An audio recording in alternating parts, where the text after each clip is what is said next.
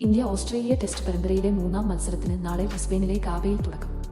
Captain Rohit Sharma ഓപ്പണറായി തിരിച്ചെത്തുമോ എന്ന ആകാംക്ഷയിലാണ് ആരാധകർ.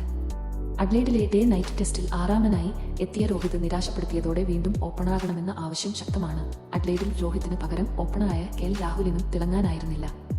ഈ സാഹചര്യത്തിൽ രോഹിത് നാളെ ഓപ്പണറായി തിരിച്ചെത്തുമെന്നാണ് ബ്രിസ്ബെയിനിൽ നിന്നുള്ള റിപ്പോർട്ട്. ഇന്നലെ പരിശീലനത്തിൽ രോഹിത് ന്യൂബോളിൽ പരിശീലനം നടത്തിയതും ഇതിന്റെ സൂചനയാണ്. യശസ്വി ജയ്സ്വാളിനൊപ്പം രോഹിത് ഓപ്പണറായി തിരിച്ചെത്തിയാൽ രാഹുൽ 6ാം സ്ഥാനത്തേക്ക് മടങ്ങും. 3ാം നമ്പറിൽ ശുഭ്മാൻ ഗില്ലും 4ാമത് വിരാട് കോഹ്ലിയും 5ാമത് ഋഷഭ് പന്തും ഇറങ്ങുമ്പോൾ ബാറ്റിംഗ് നിരയിൽ വലിയ പരീക്ഷണങ്ങൾക്ക് സാധ്യതയില്ല. ആദ്യ 2 ടെസ്റ്റിലെ പ്രകടനത്തോടെ നിതീഷ് കുമാർ റെഡ്ഡി ടീമിൽ സ്ഥാനം നിലനിർത്തുമെന്നാണ് കരുതുന്നത്. ബൌളിംഗ് നിരയിലാണ് 2 മാറ്റങ്ങൾ പ്രതീക്ഷിക്കുന്നത്.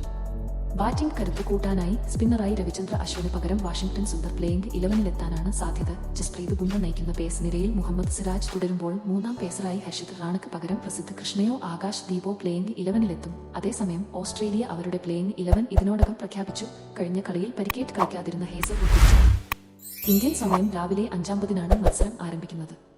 ഇന്ത്യയുടെ സാധ്യത 11 Yashasvi Jaiswal, Rohit Sharma, Shubman Gill, Virat Kohli, Rishabh Pant, KL Rahul, Nitish Kumar Reddy, Washington Sundar, Jasprit Bumrah, Mohammed Siraj, Akash Deep. Australia playing 11 Usman Khawaja, Nathan McSweeney, Marnus Labuschagne, Steven Smith, Travis Head, Mitchell Marsh, Alex Carey, Pat Cummins, Mitchell Starc, Nathan Lyon, Josh Hazlewood.